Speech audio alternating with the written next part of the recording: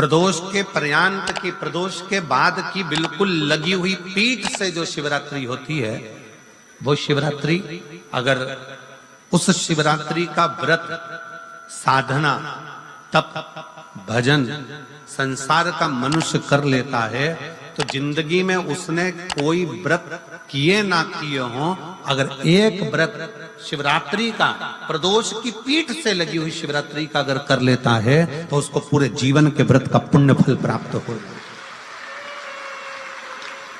एक व्रत शिवरात्रि का प्रदोष पर्यंत की, अर्थात प्रदोष की पीठ से जुड़ी हुई। अब अगर आप कोई ब्राह्मण से, अगर कोई विद्वज्जन से, कोई पंडित जी से आप पूछेंगे प्रदोष कितनी बजे लग रहा है, वो बताएंगे फिर प्रदोष लगने के बाद प्रदोष कब समाप्त हो रहा है, तो जिस दिन 26 तारीख हो रही है उसमें लगाया, दोनों की पीठ मिल रही, दोनों।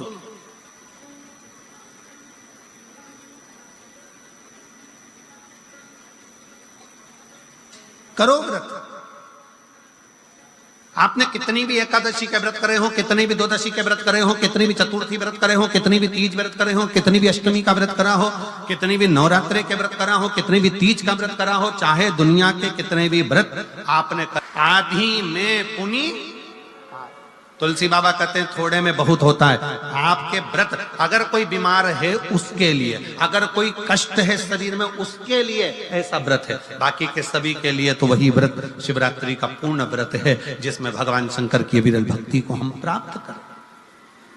इतना विचित्र कर्म है, जरा विचार करिएगा कि प्रदोष काल का लगाया गया दीपक, प्रदोष काल, प्रदोष के दिन, प्रदोष काल का जो दीपदान होता है वो सरल नहीं होता, वो सहज नहीं होता।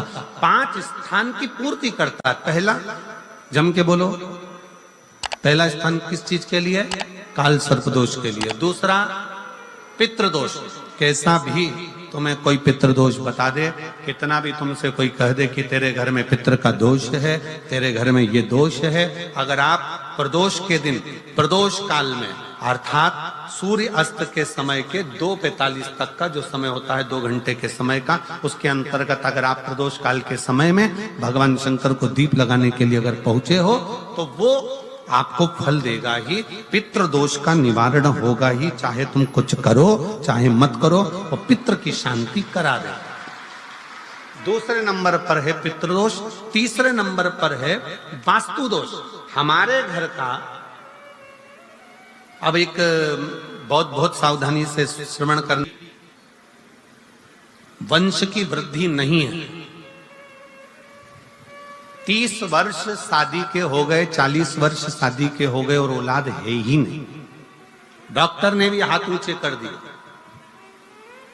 टेस्ट पे भी करवाया, IVF करवाया, सब कुछ तुमने करवा लिया, तो भी औलाद नहीं है।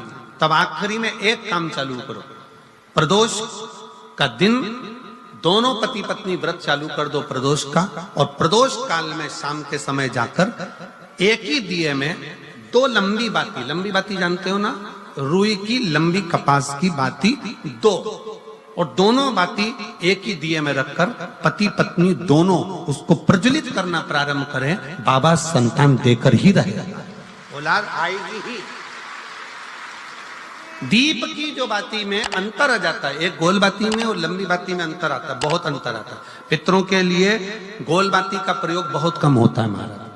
देवी जी के लिए, माता रानी के लिए, जगतजननी के लिए गोल बाती का प्रयोग बहुत कम होता है महाराज, ध्यान रखिएगा। एक पितृ के लिए, एक जगतजननी जगदम्बा दुर्गा भवानी के लिए गोल बाती का प्रयोग कम होता है, लंबी बाती का प्रयोग ज्यादा होता है। क्यों? क्योंकि हमारे घर की कुल देवी और हमारे घर के पितर हमारे वंश की वृद्धि करें, इसलिए लंबी बाती रखी जाती है, जिससे हमारा वंश बहुत लंबा चले, बहुत उन्नति की ओर बढ़े, इसलिए लंबी बाती का प्रयोग किया। शिव महापुराण की कथा कहती है 5 जगह पर हमारा जलाया गया एक दीप जो प्रदोष के दिन, प्रदोष काल में लगाया जाता है, 5 जगह पर भारी पड़ता है। पहले नंबर पर, जम के बोलते जाओ, काल सर्पदोष। दूसरे नंबर पर पितृदोष।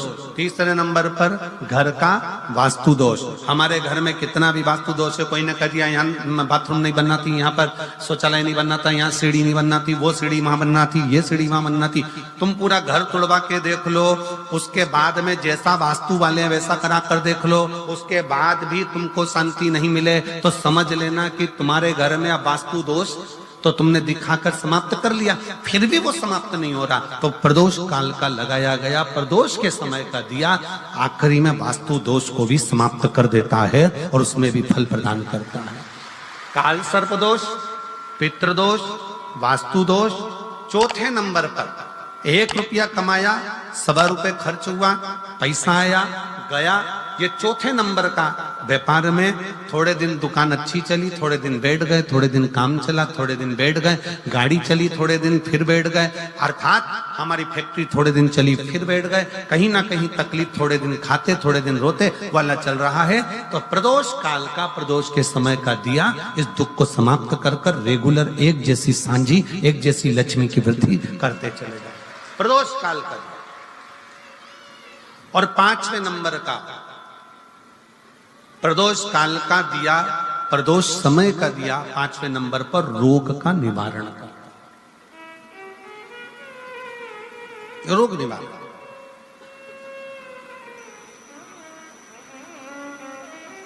ये 5 स्थान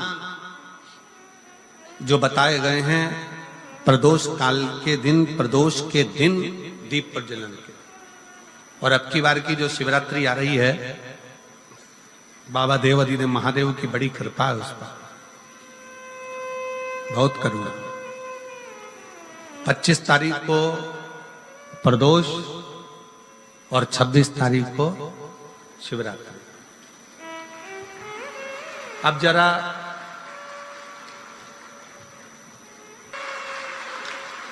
एक व्रत शिवरात्रि का प्रदोष पर्यंत की, अर्थात प्रदोष की पीठ से जुड़ी हुई। अब अगर आप कोई ब्राह्मण से, अगर कोई विद्वज्जन से, कोई पंडित जी से आप पूछेंगे प्रदोष कितनी बजे लग रहा है, वो बताएंगे। फिर प्रदोष लगने के बाद प्रदोष कब समाप्त हो रहा है, तो जिस दिन 26 तारीख हो रही है उसमें लगाया, दोनों की पीठ मिल रही, दोनों।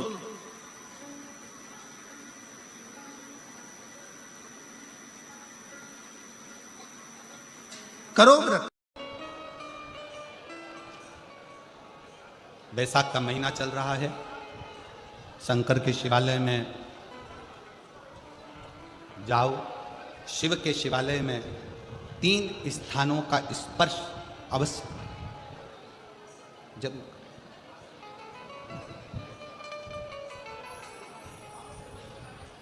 किसी मंदिर में शंकर जी के शिवलिंग को छूने नहीं देते, जैसे दक्षिण साइड में, साउथ में, तो अपने ही घर में जो शिवलिंग है उसके 3 स्थानों का स्पर्श अवश्य समझिए।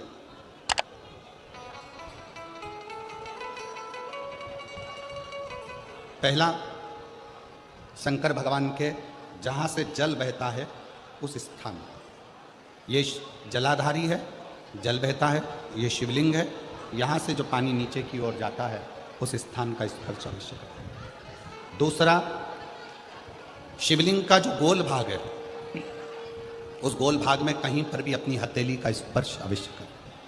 तीसरा, शंकर भगवान के शिवलिंग का जो ऊपर का भाग है वहां अपने अस्त्र का स्पर्श अवश्य करें। तीनों स्थान पर ब्रह्मा, विष्णु और महेश का स्मरण करते हुए जब बैसाख महीने में आप शंकर भगवान को जल समर्पित करें। शिव जी को जब बैसाख के महीने में जल दिया जाए तो दोनों हाथ से अंजलि में कलश रखकर शंकर भगवान की अपने हाथ की अंजलि में जल रखकर शिव जी को जल अवश्य समर्पित करें। शिवरात्रि के बैसाख महीने की शिवरात्रि पड़े, बैसाख महीने की प्रदोष पड़े तो एक बेलपत्र शंकर को अवश्य समर्पित करें। मान लो गर्मी बहुत तेज है, पेड़ों पर बेलपत्र नहीं मिले तो एक दुर्वा शिव को अवश्य समर्पित करें। मान लो बहुत तेज गर्मी पड़ने पर, यहाँ रतनगढ़ में तो हम देख रहे हैं रजी रज, धूली धूल इतनी है, मिट्टी इतनी है कि यहाँ तो दुर्वा मिलना भी बड़ा मुश्किल है, तो एक चावल का दाना शिव को जरूर समर्पित करो, उतना ही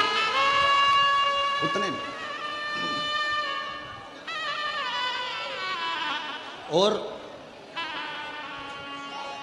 बैसाख महीने में सबसे ज्यादा जरूरी है, जो सबसे ज्यादा जरूरी है बैसाख महीने में, वो जलाशय अर्थात अपने घर के नज़दीक में कोई पानी का स्थान हो, जलाशय हो, वहाँ का जल शिव को समर्पित करना, या शिव के नंदी के पास में। और हम तो कहेंगे शंकर का नंदी केवल मंदिर में मत देखो, आपके घर के आसपास में हमारे मारवाड़ की पहले की रीति रही है। राजस्थान में बहुत सालों पहले, जब लगभग 19 से 20 साल पहले हम फलोदी में आए थे, 20 साल पहले, और 20 साल पहले जब हम फलोदी में आए थे राजस्थान में, तो हमने उस फलोदी राजस्थान में देखा था कि प्रत्येक घर के बाहर पत्थर का एक छोटा सा कुंडा जैसा होता। दो चीजें हमने फलोदी राजस्थान में प्रत्येक घर के बाहर 20 साल पहले देखी थी। एक इतना बड़ा कुंडा पत्थर का जिसमें लोग भोजन रख देते हैं, और एक बड़ा सारा कुंडा जिसमें लोग पानी भर देते हैं, जिससे चिड़िया, पशु, पक्षी, गौ माता सब उस पानी को पीती रहे और आपका और हमारा कल्याण होता रहे। इस भाव से प्रयास करो। शिव जी को तो जल समर्पित करो,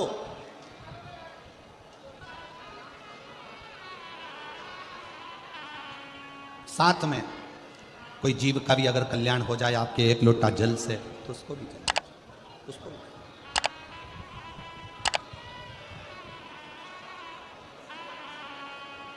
शंकर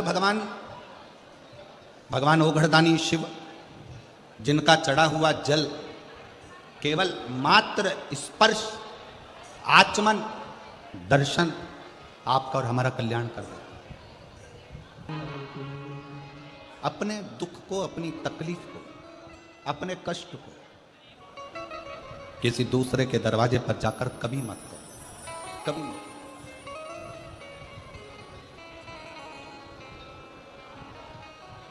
अपने दुख को, अपनी तकलीफ को शिव जी के मंदिर में जब एक लोटा जल चढ़ाने के लिए जाओ, जब शिवालय में एक लोटा जल लेकर जाओ, जल चढ़ाते समय पंचाक्षर षडाक्षर मंत्र का जाप, श्री शिवाय नमस्तुभ्यम का जाप करो।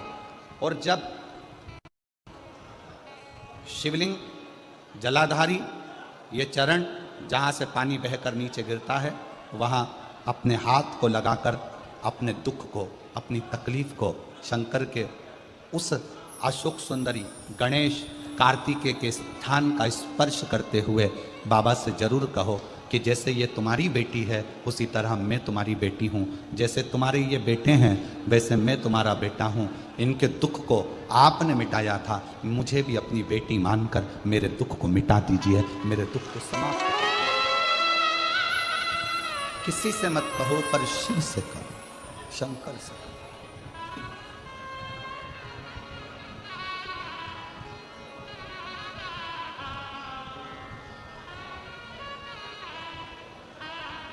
जब आप चरण पकड़कर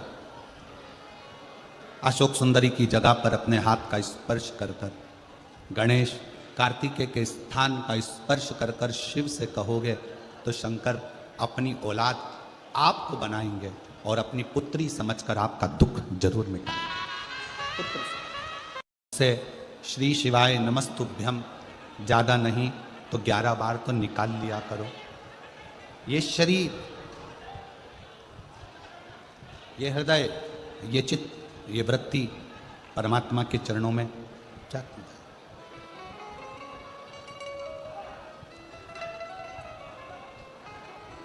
दुख है ना, शिव से कहो। पुरुष में और स्त्री में एक बहुत बड़ा अंतर है। पुरुष में और स्त्री में एक बहुत बड़ा अंतर है। पुरुष एक कान से सुनता है, दूसरे कान से निकाल देता है। स्त्री दोनों कान से सुनती है, जुबान से निकाल देती है। पुरुष में और स्त्री में सबसे बड़ा अंतर यही है कि पुरुष यहां से सुनेगा, यहां से निकाल देगा, और स्त्री दोनों कानों से सुनकर मुख से निकाल देती है। शिव पुराण की कथा कहती है अगर स्त्री को मुख से निकालना भी है सुनने के बाद तो अपने पिता देवादिदेव महादेव के सामने जाकर निकाले तो बात शिव के पास। सबका किया है मेरा उद्धार है त्रिपुरधारी है त्रिशूलधारी। आपने सबका कल्याण किया तो मैं कैसे रह गया। मेरा उघड़दानी मेरा शंकर भगवान उसी को बुलाता है जिसकी झोली उसको खुशियों से भरना होता है।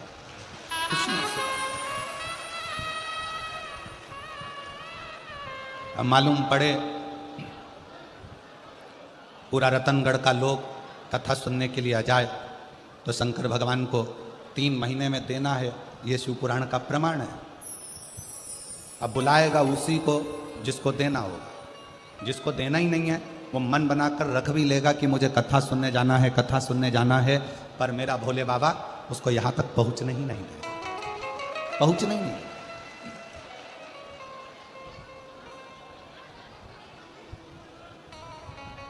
कल कथा में अपन ने श्रवण किया था कि संकल्प आपका होता है और पूरा करने वाला देवादिदेव महादेव, कोई दूसरा नहीं पूरा करेगा। शिव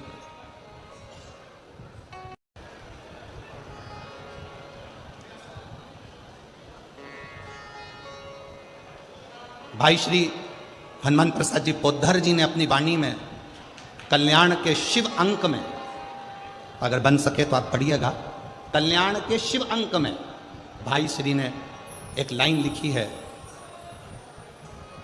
भाई श्री ने अपनी वाणी में लिखा कि भगवान को पाने के लिए अगर तुम अपने दिल से एक बार अगर मुख से कह दोगे कि हे प्रभु मैं तुम्हारा हूं और तुम मेरे हो, बस ये बात अगर दिल से कह दी तो परमात्मा भी तुम्हारा हो जाता है और तुम परमात्मा के हो जाते हो।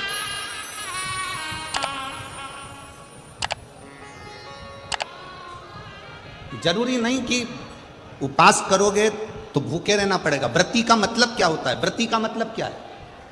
एक सिंहपुर प्रदेश में एक व्रती ब्राह्मण रहता था। व्रती ब्राह्मण का मतलब यह है कि वो कुछ खाए पीने से या उपास रखने से, साबूदाना खाने से, मोरधन खाने से, चिप्स खाने से, वेपर्स खाने से, पपीता खाने से, सेवफल या केला खाने से व्रत नहीं होता। व्रत का मतलब है कि तुमने एक नियम बना लिया कि मैं रोज अपने घर से 1 लोटा जल लेकर शंकर के मंदिर जाऊंगी, या आपने कोई नियम बना लिया कि मैं 15 मिनट शंकर का भजन करूंगी, या नियम बना लिया राम नाम, कृष्ण नाम, शिव नाम जपूंगी, ये तुम्हारा व्रत हो गया, तुम व्रती हो गए। ये व्रत तुमने धारण कर लिया।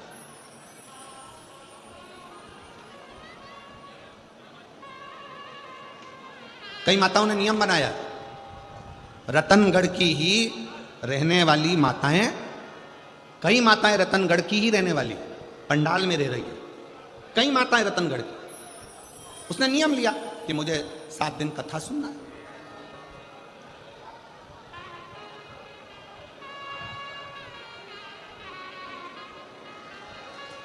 उसका नियम था, व्रती है। व्रत करने का मतलब यह नहीं है कि तुमने उपास करा, कुछ खाया पीना छोड़ दिया, कुछ खाना पीना छोड़ दिया तो भगवान तुमसे प्रसन्न हो जाएगा। शिव महापुराण की कथा कहती है, शंकर भगवान की कथा कहती है, यहाँ शिव पुराण कहती है कि आपका एक व्रत, कुछ भी अपनी जिंदगी में एक संकल्प, एक नियम ले लो, शिव पूरा कर देगा, व्रती हो गया। एक ब्राह्मण रहता था, बड़ा व्रती था, महाव्रती।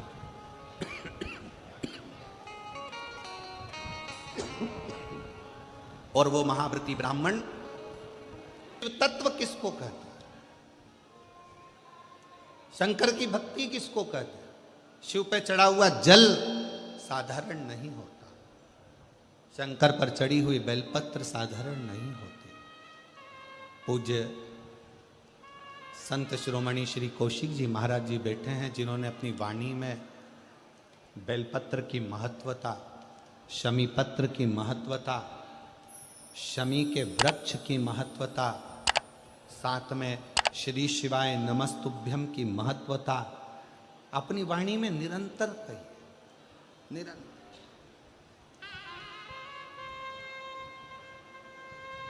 शिव जल साधारण नहीं है, शंकर की भक्ति साधारण नहीं है, शिव स्मरण साधारण है।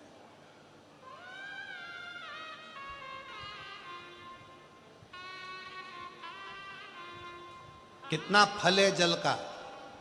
पार्वती जी को मालूम था शंकर जी को इतनी जल्दी प्रसन्न नहीं कर सकते, तो पार्वती जी ने एक नियम बनाया, पार्थिव शिवलिंग का निर्माण करना और शिव जी पे जल चढ़ाना। एक लोटा जल सारी समस्या का हल। एक पार्थिव लिंग का निर्माण कर कर जल समर्पित करते।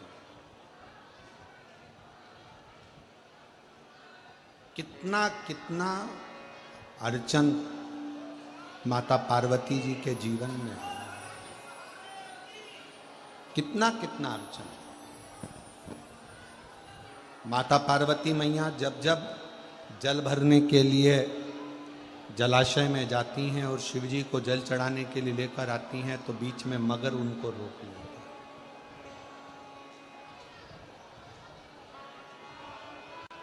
कहीं पार्वती मैया जब भगवान शंकर को रिझाने के लिए आतुर होती हैं, तो फिर कोई ना कोई क्रम होकर उनकी अर्चना जो हो रही है, भजन जो हो रहा है, स्मरण जो हो रहा है, उसमें अड़चन दी जाती है। शिव महापुराण की कथा कहती है कि जब भी आप कोई तप करेंगे, साधना करेंगे, भजन करेंगे, कीर्तन करेंगे, मंत्र जाप करेंगे, नाम जाप करेंगे, स्मरण करेंगे, तो थोड़ी ना थोड़ी अड़चन बीच में आएगी,